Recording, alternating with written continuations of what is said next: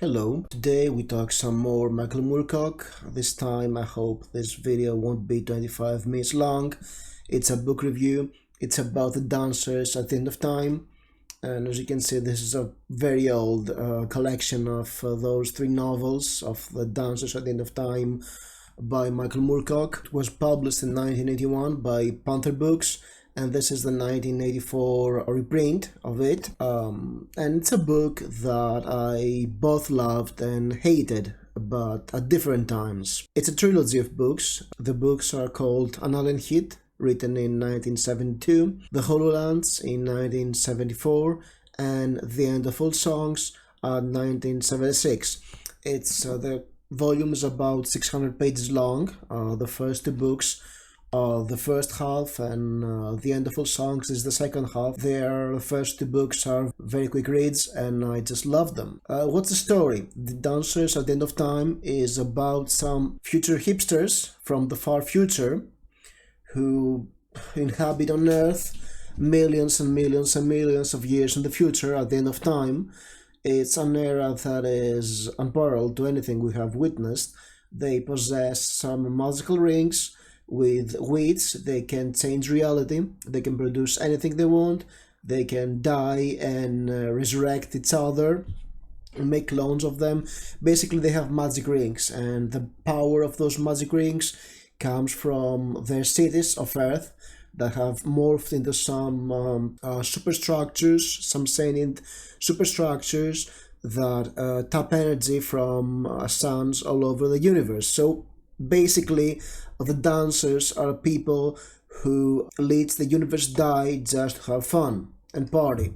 Not only is this satire of how the upper class always works, but also I call them the future hipsters because they just culturally appropriate the past in some very fun ways because they don't quite get how the past was, and it's a running jokes throughout the books that they don't get the past eras and they have misunderstandings about everything, and they live in an era without morals, without guidance. There's just pure hedonism. There are a lot of parties they throw, and they're extravagant and out there and amazing, all sort of impressive. Sometimes time travelers or aliens end up on Earth at the end of time, and what happens when they do? They grab them and they put them into extravagant menageries because they keep other sentient living beings as playthings, as exhibits, because they're very arrogant and spoiled and they have no sense of ethics. And our protagonist is Jared Carnelian, and he is the last child born in this Earth at the end of time. And he's sort of aromatic because he romanticizes the 19th century. He's the hipsterest of the hipsters. And in one of the parties thrown at the end of time, Mrs. Amelia Underwood, who is a proper Victorian lady, pops up in the party. Jarek sees her and falls madly in love with her, and that's an alien feeling for him, falling in love. It's the alien hit of the title. And so he wants to have her, and since Mrs. Amelia Underwood is put into a menagerie, he has to come up with a plan to get her out and into his possession. Tries to seduce her, but since she's a proper Victorian lady and she's very virtuous and a good Christian and a married woman, she's not giving into his attempts. Actually, she's shocked at what she's seeing because she's very virtuous, and that era she's in is sort of a hell for her. She believes she's dead and in hell. And then the Morphale effect kicks in. The Morphale effect is a driving force behind this novel, The Dancers at the End of Time. It's the idea that if a time traveler gets outside his or her era, that person will eventually get a kick back into his or her original era.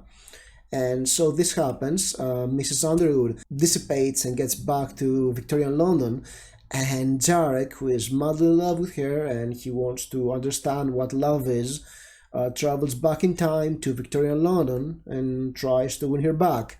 And he's the fish out of the water this time.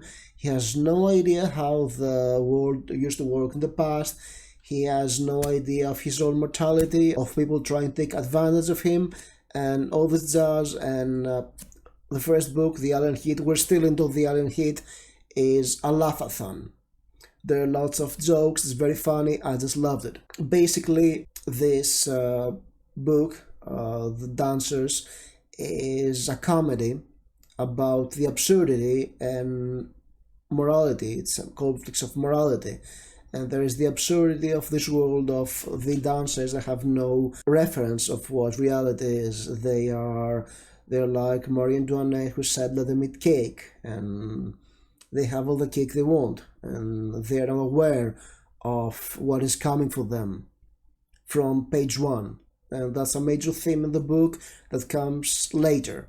But I love the first book. It was great. It was very funny. It had this satire of its era, and it was written 50 years ago, and still the humor is relevant today because we still have hipsters, we still have spoiled upper class people who take everything for granted, and it's not how things work. So I did something I seldom do when reading a series. I went straight to book 2, because most of the time when I'm reading a series, I just read the first book and then I get something else as a palate cleanser, and then get back to the series later on, maybe years later. This time I went straight for An Alien Hit to the HoloLens, the second book, and it follows the same vein. We have events happening. I won't spoil the book furthermore and try to explain what is happening. It's still funny.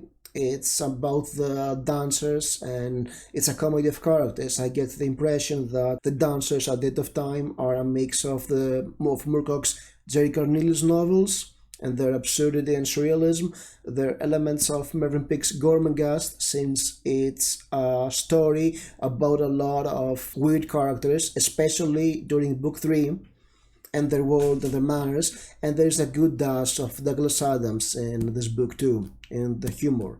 However, Michael Moorcock is no Douglas Adams, and I felt that somewhere during the second book, which is the second quarter of the tome, the joke about being a fish out of water, out of your time, and the conflict of values between the different timelines is starting to get old. There we have a lot of the jokes, of the humor, of the plot lines retreading or trying to be spun in a different way, and I was starting to get a little underwhelmed by this book.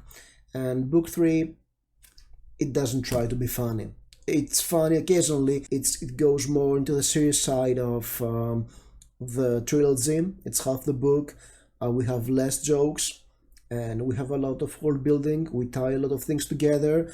We advance some of the science fiction elements to their conclusion, and we get the wrap-ups of the different characters we've met throughout the books, because the dancers are colorful bands, and each one of them, they're interesting in their own extravagant ways and larger than life, and it's kind of entertaining to see them and how their life progress, how their world changes. And we also get some explanation for some of the plot stuff that were happening throughout the first 2 books that were never properly explained. There were some questions left throughout the books, and here they're explained.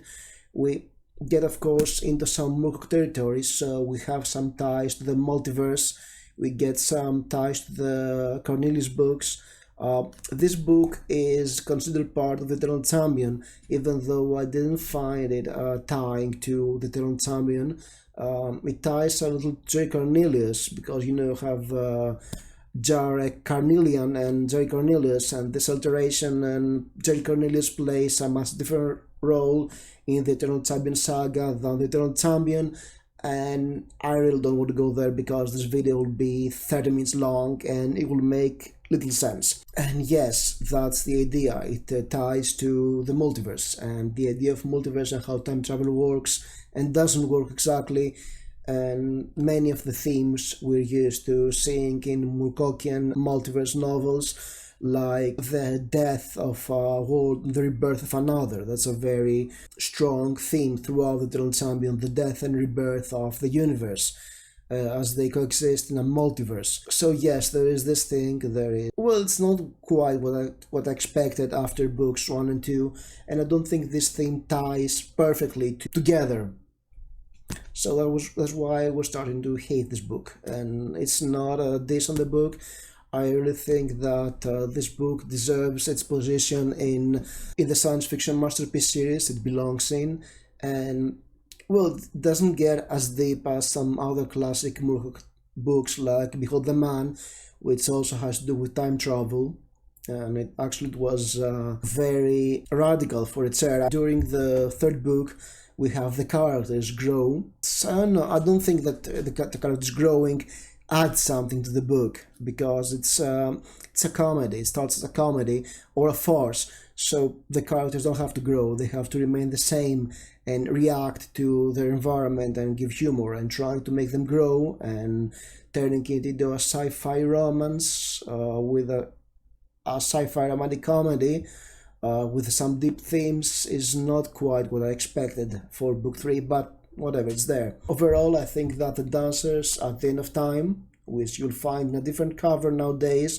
or 2 or 3 different covers. There is the black and orange from Sci-Fi Masterworks, I think, and I think the current version is one of those more, I can't recall the cover really, leveling below. It's very intriguing, and well, it took me some time to read it, but it's about time. What can I say? And definitely for me it's worth a read for fans of classic sci-fi. It's definitely a classic and you should give it a try. And if you've never given Michael Moorcock a chance, this is as good start as any other book, I guess. Really liked it, despite being a bit at certain points. So thank you for watching. If you like this video, you press the like button, subscribe to the channel for more geeky goodness, and I'll see you soon. Thank you for watching.